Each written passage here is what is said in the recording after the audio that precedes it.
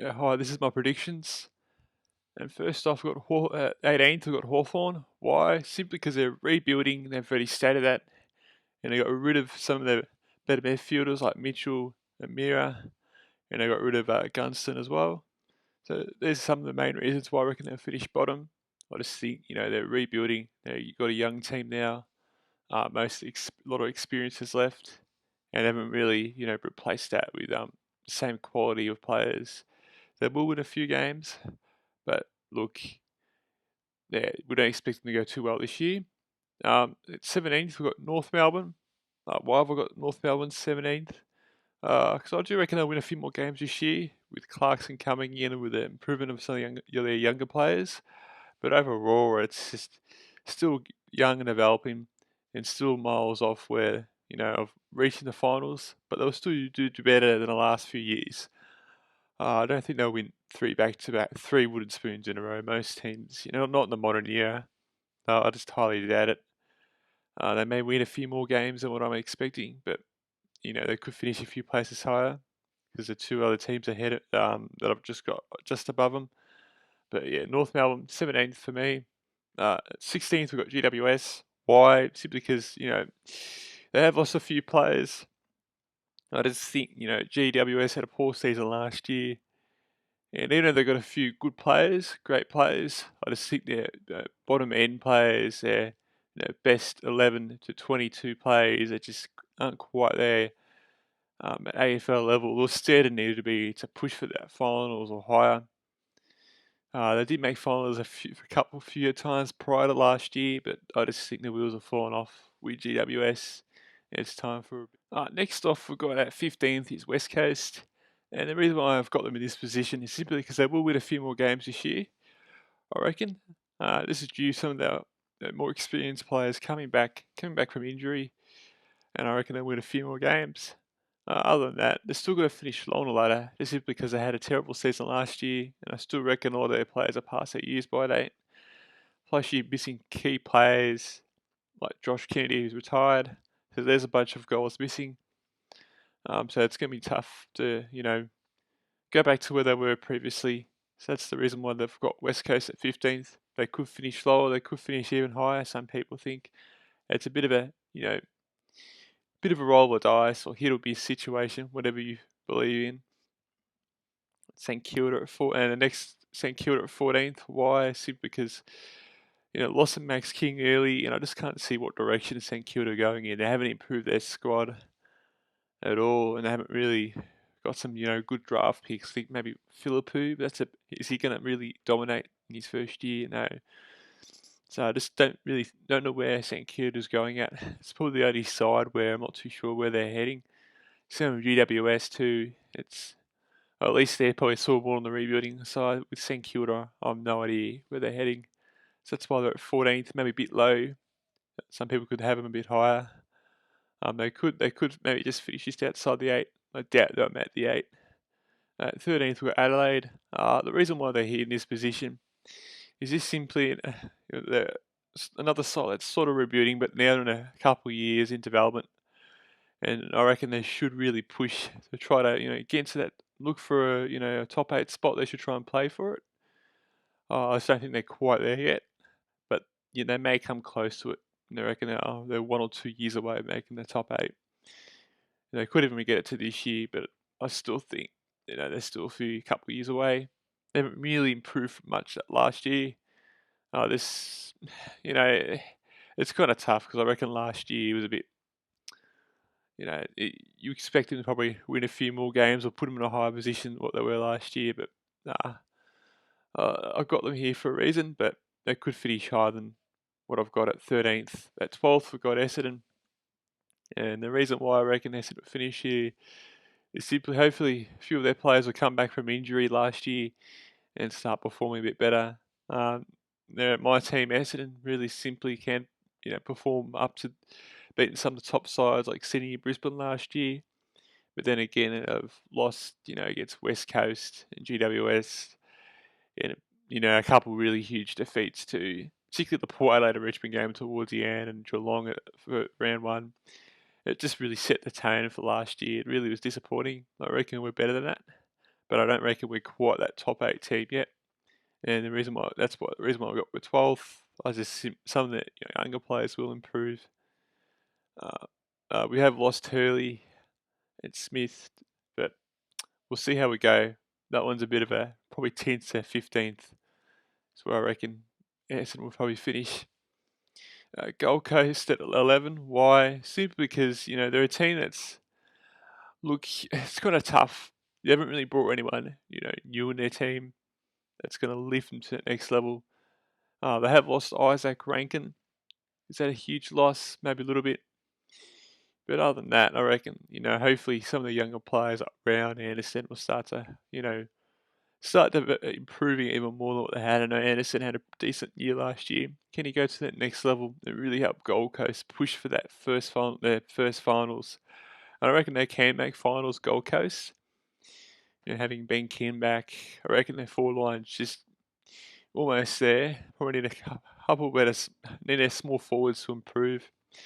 As you can see with Chol playing well last year, and you got Casbolt did alright as well. So do have a few key options now with down the forward line. Down back, they seem okay. Could probably need to improve a little bit down there. But this is Gold Coast side's a lot better than what we've seen from a couple of years ago, just to put it that way. At 10th, we've got Collingwood. Again, this is another one that could go either way. They could probably could finish at 4th or 5th on the ladder. From 10th to probably about 4th. Can really go, those ties are hard to separate. It's just, it's a log jam and Collingwood, among that, I just think Collingwood's ageing list could be a bit of a problem. I know Dacos could improve, but you got Penberry and Sidebottom there past it, and having Grundy leaving, well, that has a huge impact. I don't know, they did win quite a few games without him last year.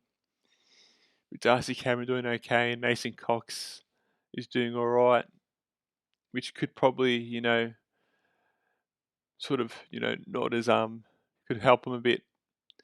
But yeah, look, Collingwood, yeah, it's a tough one. This one could probably be wrong, to be honest, and probably will be wrong. At number 9, we've got Richmond. Yeah, the meme begins. Richmond at 9th. Again, it's another logjam team that's in between 4th to 10th. That's going to be hard to predict, as usual. And the reason why we've got them at 9th is just simply because, just a few of their top older players are aging. Revolt, Martin, even though he's had a better pre-season. Cotram, now we're all a bit past it. I mean, Revolt's still doing alright, but he is getting a bit older. And Martin hasn't been the best the last few seasons. Could he do it better this year? He could. I just think Richmond's sort of, past it a bit, and it's shown the last couple of seasons. They didn't make the finals. Was it 2021? And 2022, they just made it in. And they lost the first week of the finals. Maybe a bit unlucky. That game could have gone either way, but Richmond, yeah, it's another one that some people think they could finish 4th. I don't reckon they will. I reckon the side's ahead of them now. But that's just my thoughts. At number 8, we've got Carlton. Yes, Carlton will make the finals since 2013. Thing is, they probably shouldn't even made it that year, but that's another story. Carlton at 8th. Yes, I do have them 8th. And it's one of those sides that, again, could miss the finals easily. Could they make the top 4? I don't think so. Even though they've got good midfield with Walsh and Cripps. And, they've got a decent defence. Still probably needs a bit of improvement. And that's why I've gotten behind some of the other sides who are ahead of them, who I reckon have a bit better defence or a bit stronger in other areas. Carlton do have a decent forward line with Curnow and Mackay. But they probably still need to improve their small forwards. Having Betts leaving the club. Probably need a little bit more effort from them as well. But look, Carlton, yeah, I do reckon they can make finals this year. Then again, could miss out, due to unluckiness. They probably should have made it last year, but they lost it in the last month. They really should have had at least a final spot booked. At 7, we've got Port Adelaide. Again, this team's another one that's a bit of a, a logjam that could finish from probably lowest 10th to highest 4th. I just think it's going to be, with some of their aging players like Blake might not be quite as good. And same with Dixon. They've still got some talent there. Rosie and Butters are on the up. They're going to improve. it's probably their defence is where they're lacking. And that's the reason why I've got them at the bottom half of the 8 instead of the top half of the 8. They could even miss the 8.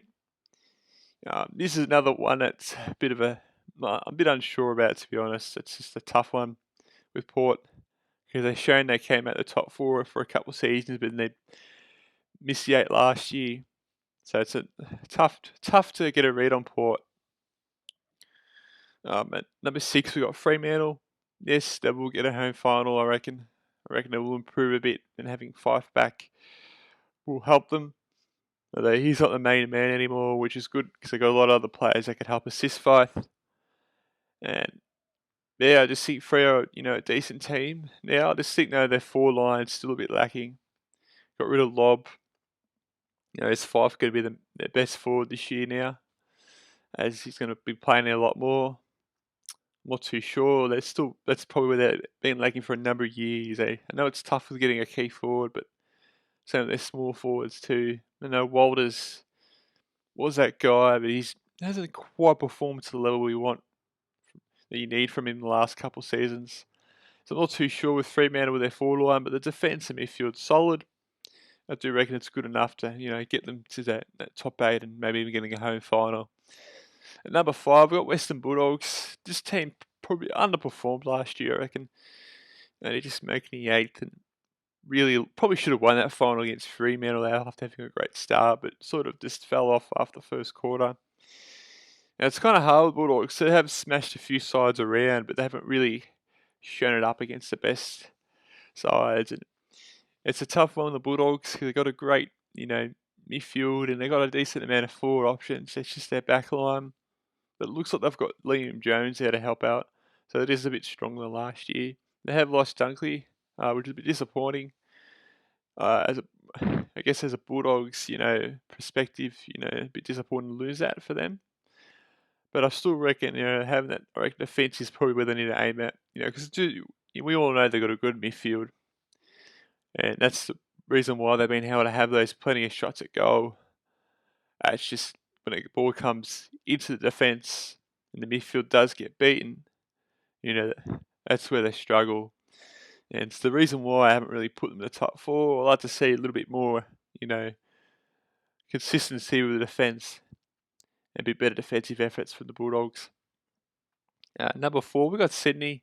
The reason why I reckon they'll finish 4th is just simply, look, they're a good team. I'm just not too sure we just need a bit more consistency from some of the younger players that are going to step up to the next level. I know Chad Warner had a good season last year. Can he repeat that again? Will Aaron Goulden become the next level? As some of these older players like Parker start dropping off and Franklin, is this going to be his last season? I'm not too sure. I need like Logan McDonald to step up.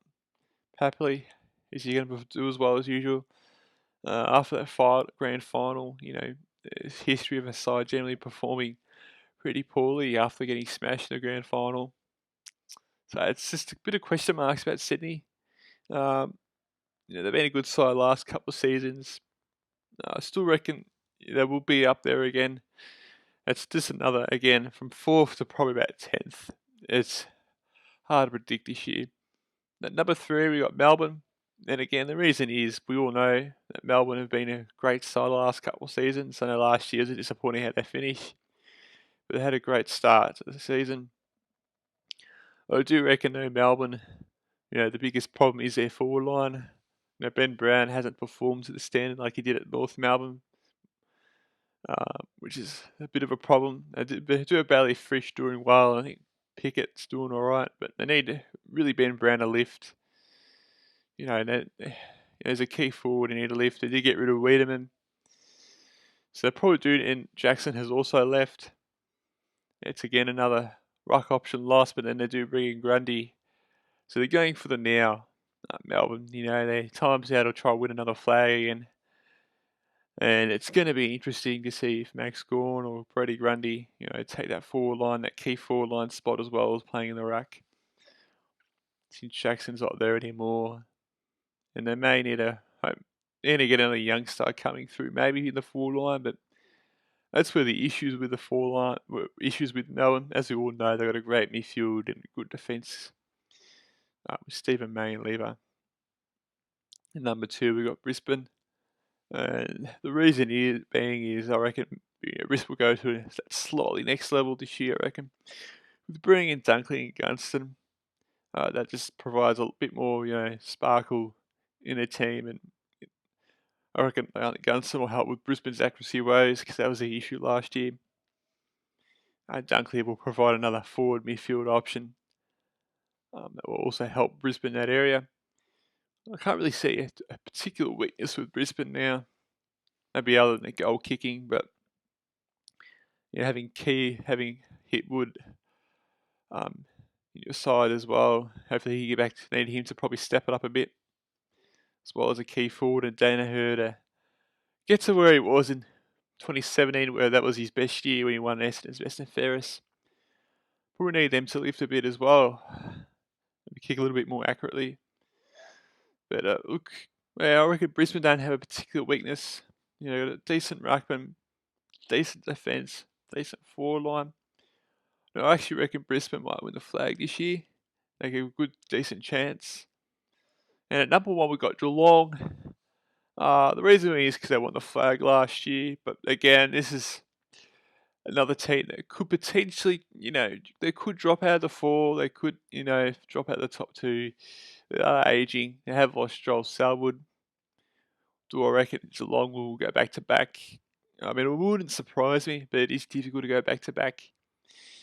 So I do reckon when it comes to finals, they may lose a final series, but they're generally a great home and away side, and they've shown that over the last, 15, 16, 17, 18 years, however long they've been up there. I just got this sense that Geelong, I don't know, there's just a feeling about them. They may drop off this year a little bit, but they've still got a good side, good everywhere, pretty much. Geelong, I can't really think of a particular weakness other than maybe their aging list. But yeah, look, Geelong with I've got them at first for now. But it's really a toss-up between them and Brisbane. And even Melbourne could, sneak in and get first again as well. Would surprise me. That's my predictions. Thank you for watching. Like and subscribe.